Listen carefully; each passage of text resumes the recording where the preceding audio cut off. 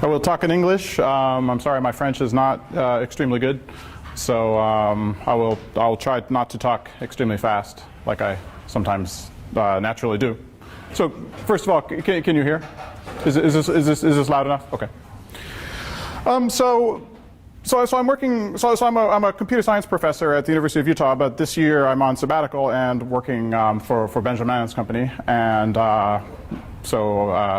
I want to talk to you a little bit about one of the things that I've worked on while I've been here in Paris. So as we all know, one of the really hard things is finding the border between feasible states and infeasible states of a computer program or a computer system. Any state that's feasible is reachable by some execution, and any state that's infeasible is not reachable. And the border between these is extremely difficult to discern. Testing explores the feasible region. Formal verification attempts to bound the infeasible, or to conservatively bound the feasible region. And figuring out whether a particular state that's near the border is really extremely difficult, and a lot of our problems in computer science and in information assurance come down to trying to more precisely determine what states of a system are feasible. So of course there's some initial state that the system starts in, and then of course any state in a feasible region can be executed by some actual execution, and no execution reaches the other states. So as I said, this is sort of extremely hard in practice, and you know, almost all of our work on formal verification and testing is just trying to answer this simple question about whether particular states of computer programs are feasible. So one of the things we can do is using either explicit specifications, like we saw some examples of this morning.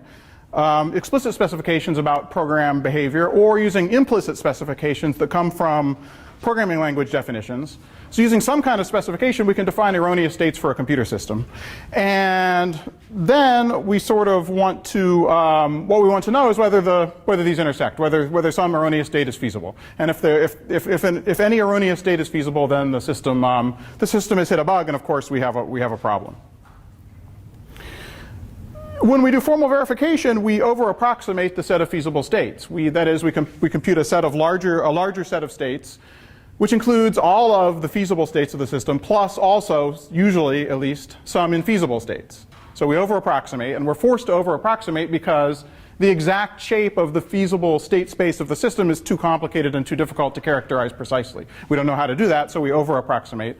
And then, of course, we can catch all of the bugs in the system, but we also have generally some spurious intersections between the over-approximated state space and the set of erroneous states. And we get then false alarms, and we have to not necessarily waste time, but spend time dispatching these false alarms, spend time proving to ourselves that these alarms here aren't actually feasible, even though the over-approximated version of the state space makes it look like they are feasible. So testing, on the other hand, works differently. It starts from the initial state of the system, and it only proceeds to feasible states. So testing does not run into the false alarm problem. It explores more and more states, and of course it's going to miss some states, so it can't guarantee the absence of errors, but at least it's not going to force us to waste time on false positives, on false alarms, I should say. So of course testing might eventually find the bug, or of course it might not.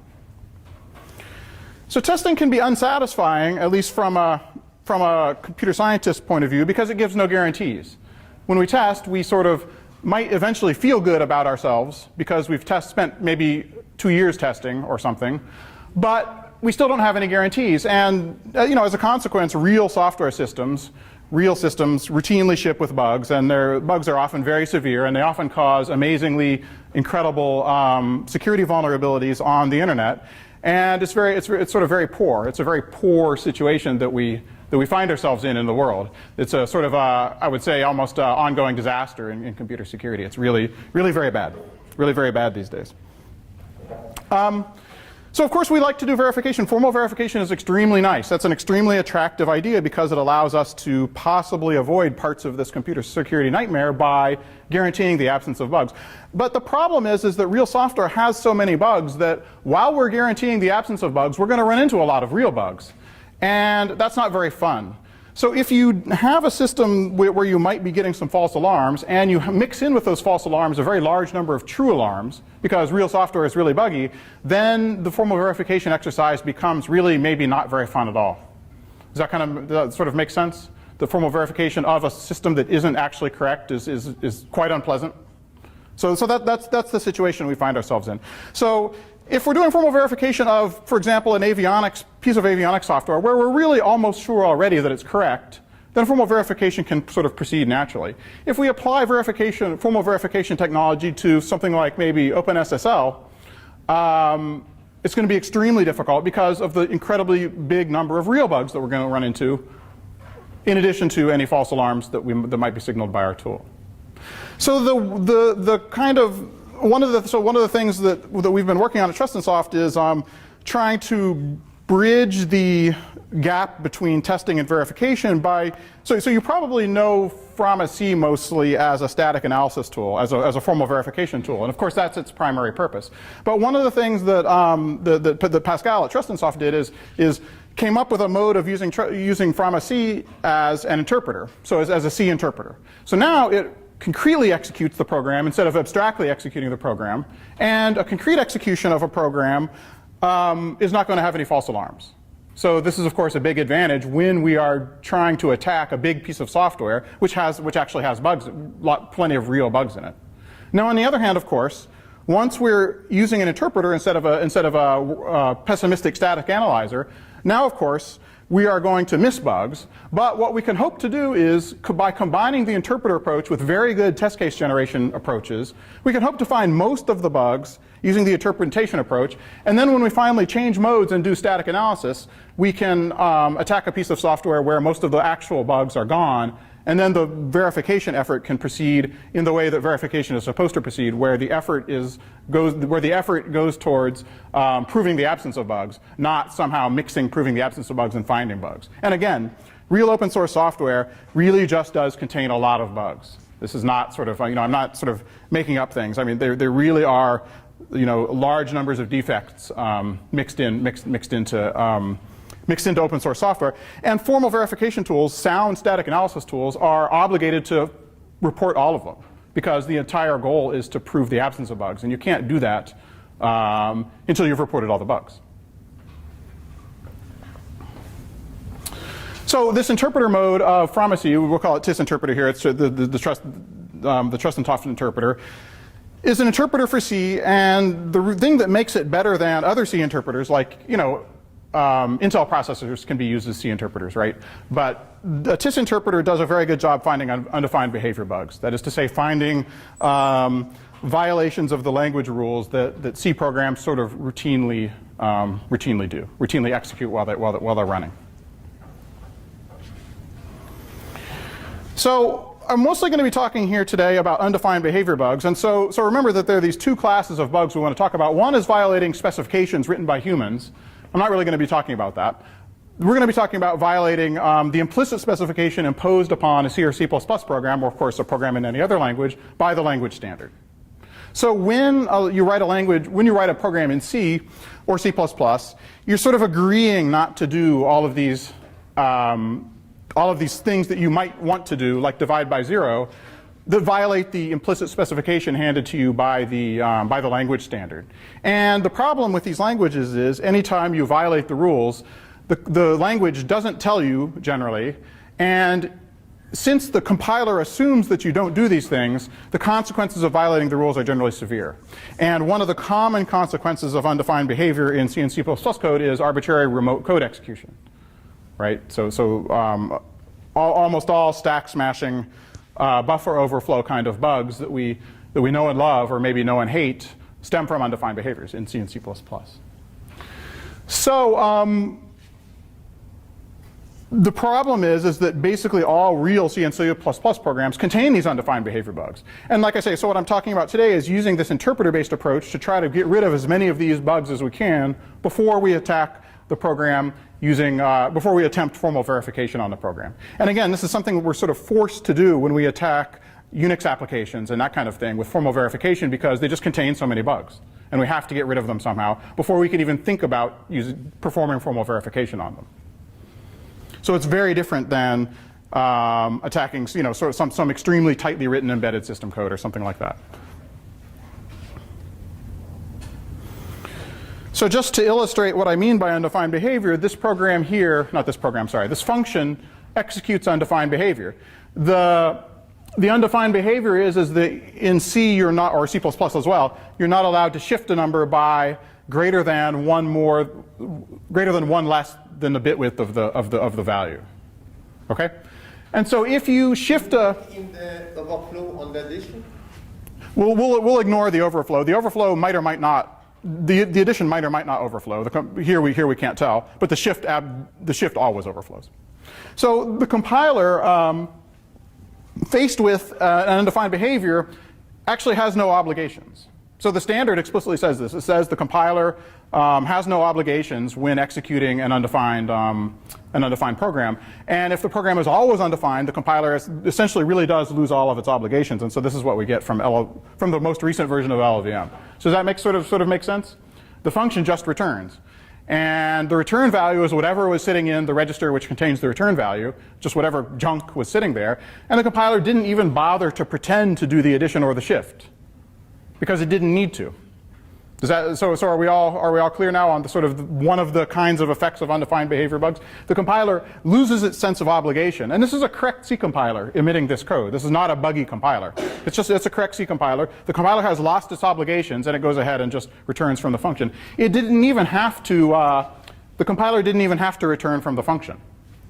But it was being kind today and decided to give us a return instruction. So we should feel lucky, possibly. Other similar programs and for other versions of LLVM don't always give you a return instruction.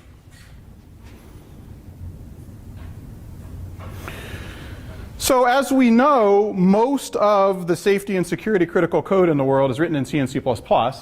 And undefined behavior has been a major problem in these programs. And undefined behaviors such as buffer overflow bugs have been responsible for a large fraction of computer security problems over the last 20 years.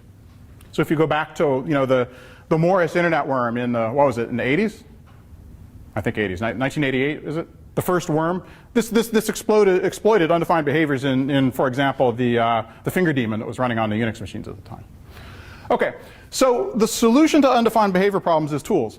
So if you don't give programmers tools to solve undefined behavior problems, then they can't fix them. They can't find them. And the problem is that the issues, the undefined behavior bugs, are subtle enough that even, generally speaking at least, even very good programmers can't keep them out of their code.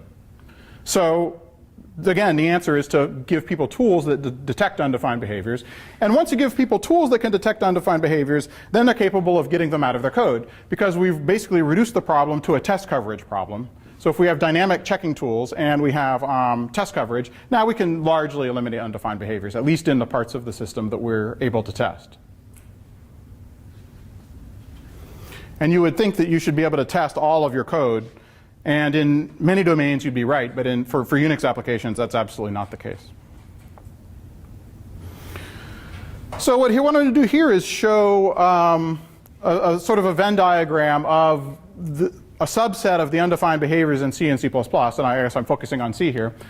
And I'm going to tell you about what is more or less the state of the art in detecting undefined behaviors in C and C++ programs using tools, using dynamic checking tools.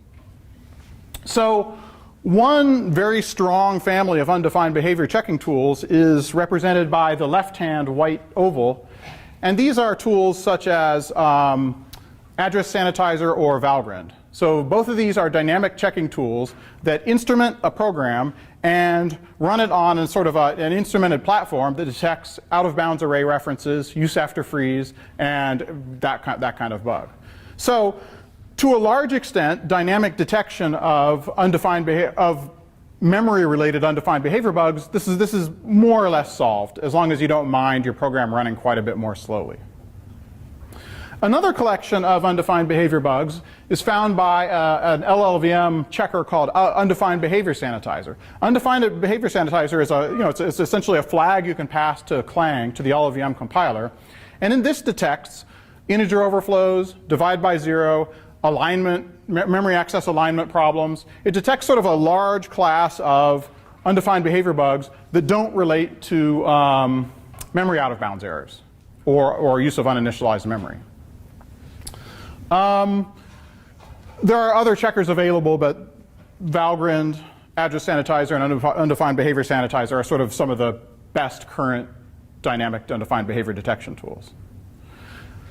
So a program like TrustInterpreter finds very nearly, at least, a superset of the problems found by the undefined behavior sanitizer and address sanitizer. So there are some bugs that you can make, such as misuse of variadic functions in C, unsequenced accesses to variables, that is to say, increments or decrements or assignments or other modifications of variables where the order of the modification is indeterminate according to the language. That's undefined in C. Comparisons of pointers that are point to different allocated blocks of memory. In C and C++, if you use dynamic memory allocation to grab two memory objects and you have pointers into them, they can't be compared using equality or relational operators.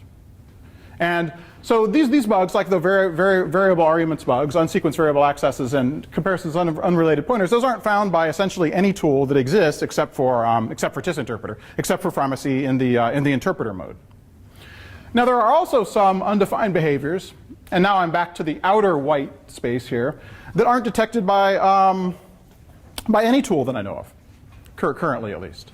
So violations of C's strict aliasing rules are extremely difficult to avoid manually, and this is essentially unchecked by tools today. These bugs are very, very nasty and have broken a lot of real C code.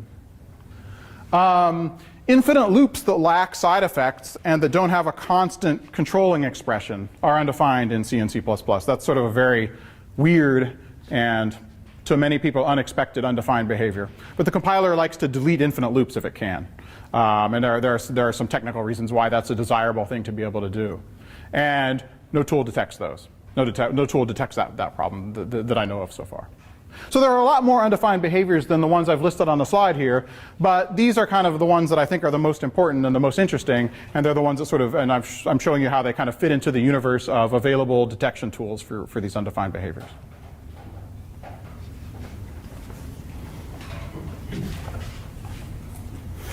So one thing we've been doing at TrustInSoft is applying TrustInterpreter to some open source libraries that kind of sit at the security boundary of the internet. So things like image decoder tools, image decoder libraries, I should say, and cryptography libraries, these things sit there and process untrusted data from the internet. And if you ever mess up processing untrusted data from the internet, somebody will take over your computer. Does that make sense? Somebody will take over your computer if you erroneously process untrusted data. And so anytime there's a security-related bug in, for example, bzip or libjpeg, almost the entire internet becomes vulnerable as soon as it's discovered. Of course, almost the entire internet was vulnerable the whole time. But once the bug becomes discovered, it becomes not only vulnerable, but sort of actively vulnerable. So these are worthwhile libraries and programs to attack with sort of advanced tools. So when we use an interpreter-based approach to find bugs, the sort of advantage, as I said earlier, is we don't get any false alarms. The disadvantage is we need test cases, and the checking is only as good as the test cases.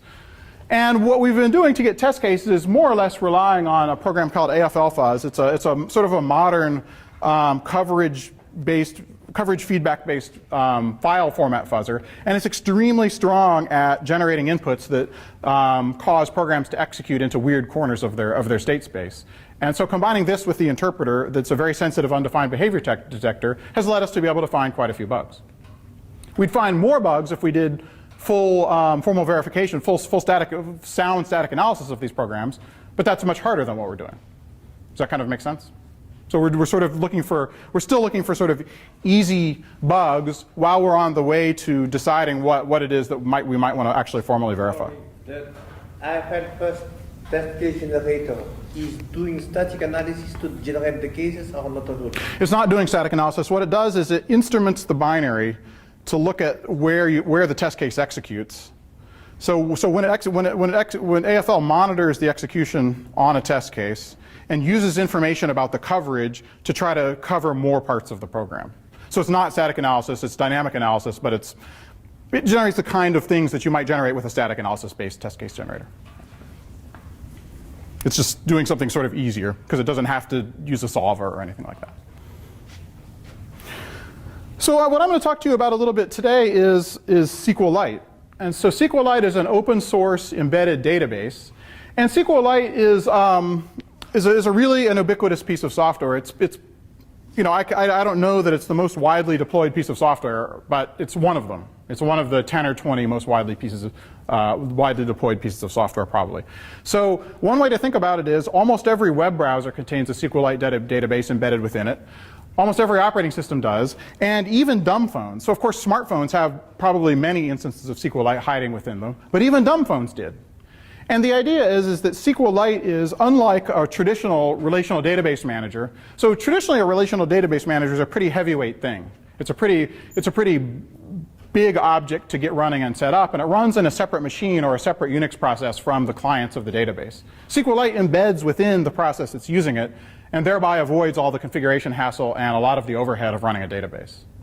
And so what SQLite basically did is it took a lot of data management problems that were difficult to solve and made them essentially trivial. You just include SQLite as a library in your application.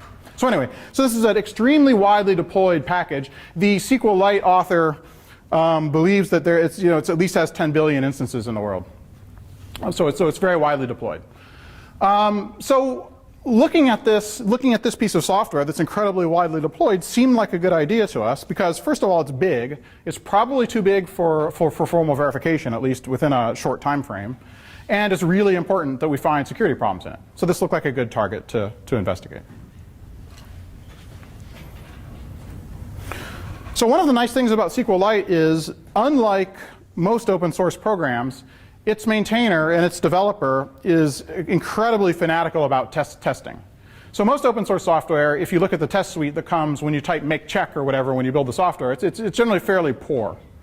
Is that, hopefully this sort of rings true for people. When you type make check, it runs a few dozen or a few hundred test cases, and the test case coverage is usually quite poor. SQLite is not like that. It's tested with many, many thousands of test cases, and the author has achieved 100% MCDC test coverage, which means that every entry and exit point to every function is covered, so that's easy. Every decision inside the code takes every outcome, so now he's achieved 100% branch coverage. That's also not too big of a deal. What's the oracle? Sorry? What's the oracle, the test oracle? Because you can only detect as many bugs, and there's a lot of quality. Well, he has a whole family of test oracles. One oracle he likes to use is he'll run the same query with and without query optimization.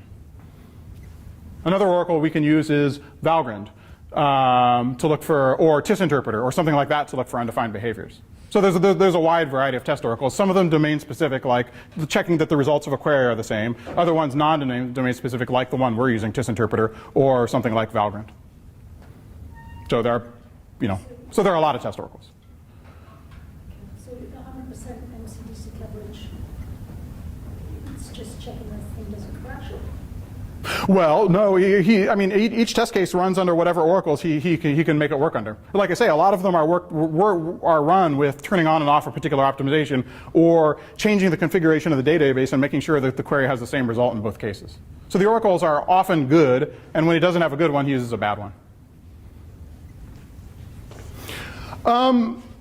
Okay, so the second line there says that he has achieved 100% branch coverage, but also 100% MCDC coverage means that every condition inside a decision, that is to say every composite Boolean inside of a larger conditional, has to have both outcomes during testing, And finally, every condition in a decision, and a condition would be something like A is greater than B or something, has to be shown to independently affect the outcome of the overall conditional that it lies in.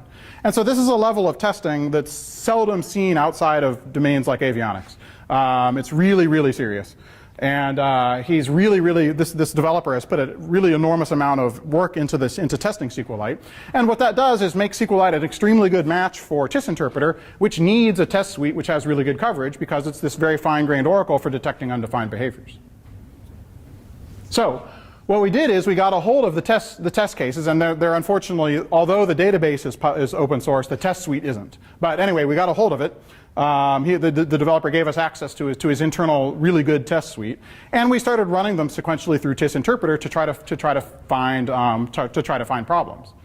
And the idea is that he had already run SQLite and all of his test cases using all of the best available oracles before TIS interpreter. So he had run it using Valgrind and address sanitizer and undefined behavior sanitizer, all of the best.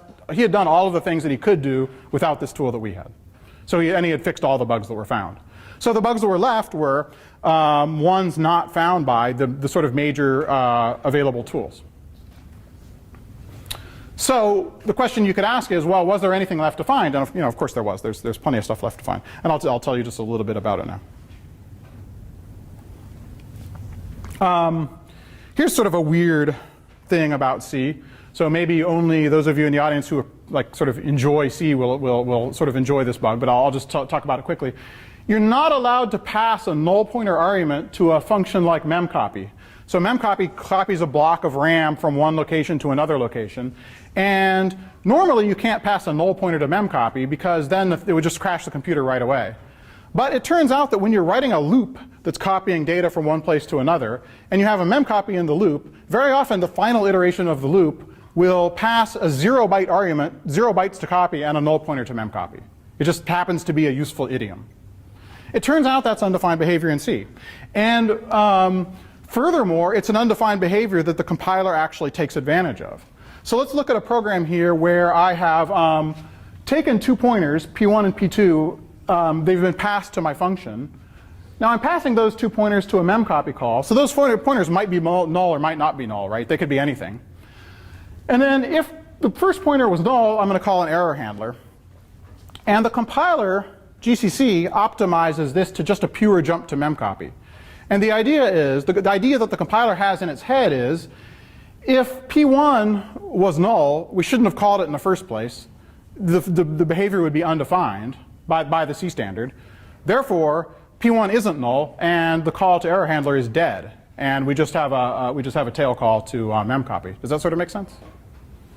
So it's a very dangerous kind of optimization for the compiler to be performing, but these compilers, these modern day C and C++ compilers love dangerous optimizations. They just do this aggressively. Sorry, I disagree because I understand the point, but you told in the previous slide that the test cases went to all testers. So they should have put that. I made up this code. Okay. It's not okay. This is an example to show what the compiler will do. Yeah, you're right though. You're right. Yeah. I think that's a good point. How does the developer of SQLite, how can he be sure that he has full MCDC coverage if he only tests that with Valgrind on binary code? You have to trust him a little bit. His test coverage infrastructure is test coverage infrastructure he wrote himself. You have to trust him. Or you could verify it using some other test coverage tool if you didn't believe him. But we just believed him. We didn't try to see if he was wrong about his claim of 100% coverage. So I know people who I have a friend who works in testing and who used to work at NASA doing testing, and he thinks that the SQLite test code is the best, one of the best test suites he's ever seen, including avionics. So smart people who I trust think it is really good. Maybe there might be errors in what he did. It's a claim that he made that people haven't really tried to back up. Anyway, so he has this custom test infrastructure, test coverage infrastructure, which actually might only work on the assembly language. So in that case, if the compiler eliminated the conditional, he might actually miss that. Okay. In any case, this bug where where a null pointer is passed to memcopy and similar functions was found in SQLite. So this is a bug that we found and reported to the SQLite developer. He didn't know that this bug had been there, and he had some things to fix. And like I say, the reason I show you this particular example, which I made up, is to show that it really is a dangerous undefined behavior to do, because it allows the compiler to derive something which may actually be false in an execution where the pointer is null, which he actually had in SQLite. So another kind of bug we found in SQLite were bugs in uses of variadic functions. So variadic functions, or variable argument functions in C, are functions which take, first of all, an argument that has a fixed type, and then they take almost anything. They can take, you can pass almost any sequence of arguments to one of these functions by essentially constructing a stack frame full of whatever you want, and then the callee then has to parse this stuff off the stack in an almost type-free manner. So C is already, even without variable arguments functions, a very weakly typed language, right? But this is the weakest by far of any part of an already really weakly typed language. This is there is no safety net when you do this kind of stuff. You're just manually grabbing stuff off of the stack. So what we have is a function, a configuration function, SQLite 3 config, which takes a configuration command. Here I'm showing an example of this logging configuration command. And it also takes some other arguments which are, and the other arguments, the variable arguments, are specific to the configuration command. So he only wanted to write one configuration command, one configuration function, and it takes a whole bunch of different commands. And since the following arguments are dependent upon the command, it has to be a variable arguments function. Does that sort of make sense? So in this variable argument function, it parses, it dispatches based on the command that it's been given, and then it pops the rest of the pushed arguments off of the stack. So in the example here, the caller has pushed a null pointer onto the stack and a pointer to a function, and then those are popped off the stack as void pointers. So the issue is that this code is broken. And the reason that it's broken is because normally in C or C++, a zero constant is interpreted in a pointer context becomes a null pointer. But when we have basically a completely typeless environment, like the list of arguments being passed to a variable arguments function, the compiler doesn't know to interpret the zero as a null pointer. It just thinks it's a zero integer. And that can cause a real problem on a platform where an integer and a pointer are different sizes, because now we have mismatched data on the stack, mismatched stack frame in terms of actual bytes overlapping badly, and this could cause sort of really very nasty crashes. And yet it had gone undetected. And so the fix for this is to teach the compiler that the zero is a pointer, and not force the compiler to infer that the zero is a pointer, because the compiler just doesn't have the information. So this is the correct version of that code. And now the question is, why did this go undetected? Why wasn't this causing systems to crash? And it turns out that it didn't cause systems to crash for sort of a funny reason on different platforms. So on an x86 or on ARM32, on a 32-bit platform, the zero integer and a null pointer have the same size and happen to have the same representation. So it kind of happens to work. On a system like x86-64, where the integer has 32 bits and the pointer is 64 bits, this would be a very dangerous crash where we have, essentially we're getting garbage memory and corrupting things, except that the x86-64 calling convention says that the first 6 scalar arguments go into registers, and when the 32-bit argument is loaded into a 64-bit register, it gets sort of an implicit promotion to 64 bits, and then it just sort of happens to work again anyway.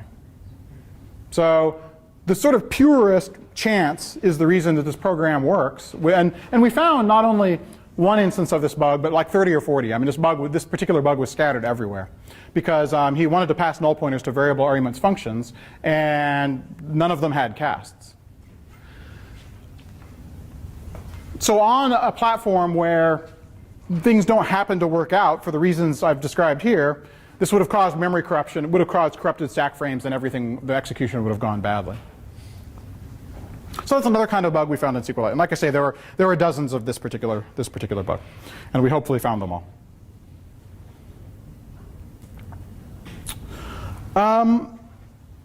Another kind of bug we found are uninitialized variable bugs. And the interesting thing was that we found uses of uninitialized variables even on code where Valgrind had been run on the code. And the reason that we found these bugs is because TrustInterpreter, and of course pharmacy as well, looks only at the source code of a program. It's the model of the semantics for C is based on the source that it was given.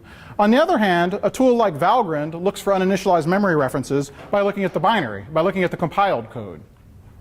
And so in some cases, an optimizing compiler will cover up accesses to uninitialized memory in such a way that it can't be seen by looking at the binary. And one easy example of that would be, you could see that if the compiler did dead code elimination, then that uses of uninitialized memory would go away in the compiled code. But it also can happen from stack frame reuse, where some particular part of the stack is initialized by one variable whose lifetime ends, and then it's used by a different variable that's uninitialized, but the variable was initialized by uses of the previous variable. Does that kind of make sense? Have I explained that well? Yeah. So Valgrind is essentially an unreliable, undefined behavior detector because it only looks at the compiled code. And TrustInterpreter found some of these codes, including an uninitialized variable bug that was potentially really harmful, that was used by a sort of an important field. And the reason the code worked is a little bit obscure. The code worked because whatever previously used that memory seemed to have left a harmless value there. So that's not, of course, the reason we want our programs to work, is because something else happened to leave a value in memory that was friendly. But that's the reason SQLite was working until this bug got fixed.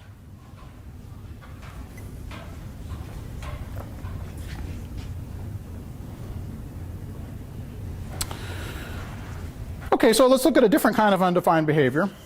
So a pointer in C becomes illegal to use as soon as what the pointer points to goes away. So does that kind of make sense?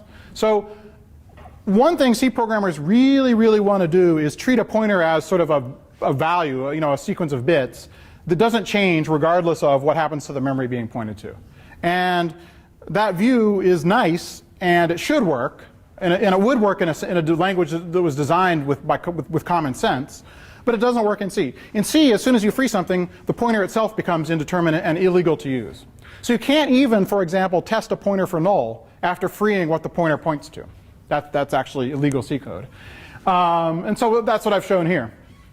Here's an example where some storage was allocated, freed using a reallocate call, and then a null check on the variable is performed, and that's undefined behavior. And we found quite a few instances of this bug in SQLite. And the reason is that in a long-running library like SQLite, the real enemy is, one of the real enemies is memory leaks. You do not want a long-lived library that's linked into your process to leak memory, because eventually it will kill your process. And so what the developer had done is generally tried to free memory as early as the memory could feasibly be freed. And in doing so, had freed things often quite a bit too early because pointers to that memory were still used. The pointers weren't being dereferenced. So we didn't find any dereferences of dangling pointers, because any of those bugs that were in the code base would have been found by Valgrind or by Address Sanitizer or some other tool. But the uses of these pointers, which again is also illegal, are only caught by a more sensitive tool like TrustInterpreter. And like I say, we found a lot of these. And the reason seemed to be that the developer really tried hard to free the memory as soon as possible.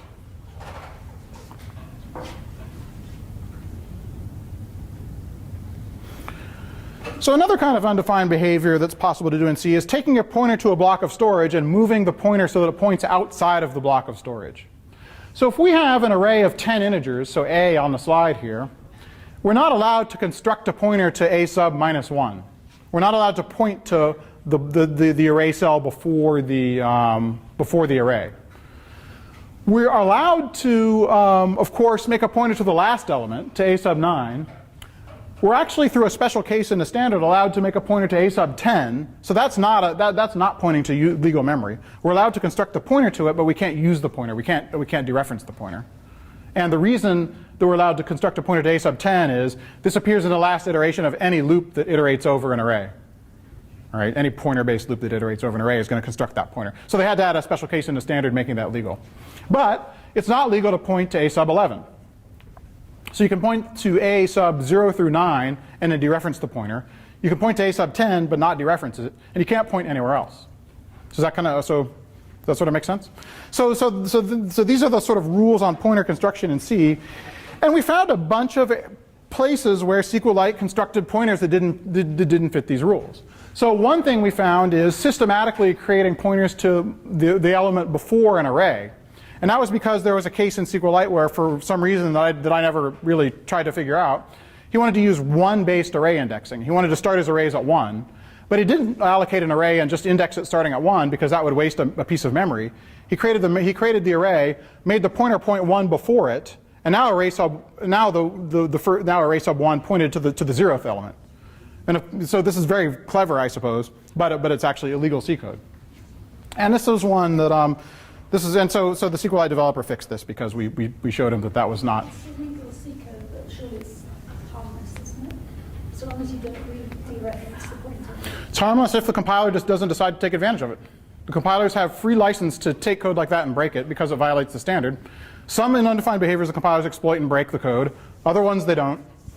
You know, it's one of these things where, but you're right. This one probably is harmless for probably mostly harmless for current compilers. But it's not necessarily clear that that's the case. But it probably is. So we found some systematic uses of invalid pointers, and also as part of input validation. It's often the case that there's an array of data received from the network, sort of an untyped array, and as part of validating that, you make a pointer point to various parts of the array, and it's really common in code that's doing input validation to index past the end of that array and do illegal pointer manipulation. And so this one is not at all harmless because the out-of-bound pointer can wrap around the address space, and then a bounds check for overflowing pointers doesn't trigger because the pointer points to before the array instead of after it. And that is actually a very harmful undefined behavior, and we found some of those as well. And that particular error is seen in most C code.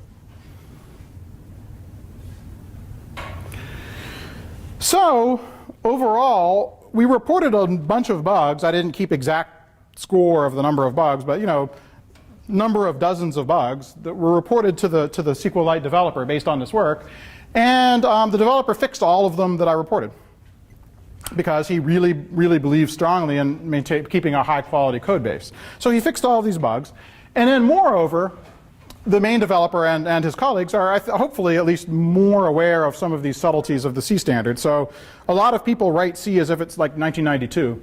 And that kind of C that people wrote 20-some years ago just doesn't work any longer. It contains things that are undefined and also things that compilers exploit. And so a lot of people's understanding of C code hasn't sort of evolved to keep up with how hostile compilers are now. And so hopefully this work that we did had some indirect effects, in addition to getting the bugs fixed, to educating people about how modern C has to be written in order to make it actually work. So kind of in summary, the C language is full of these undefined behaviors. It's essentially impossible to avoid them without good tool support. It's almost impossible to avoid them without good tool support. And an TIS interpreter is, as far as I know, currently the most sensitive undefined behavior detector for C code that anybody has built. That is to say, it detects more undefined behaviors than any other tool. And so this is sort of a good thing to apply to important C codes. And then furthermore, using from C in an interpreter mode is a nice thing to do because it guarantees that the tool understands the code that you're running, which is good. You want to know that the tool can actually process the code before you launch a formal verification effort. And then the interpreter mode combined with good coverage should be able to eliminate almost all of the actual bugs in the code, at which point a formal verification effort is going to spend much less time on finding and reporting these bugs. And the formal verification effort can focus on what it's actually supposed to focus on, which is formal verification. And then TIS interpreter is open source, and you can grab it from the web page linked right here. Thank you.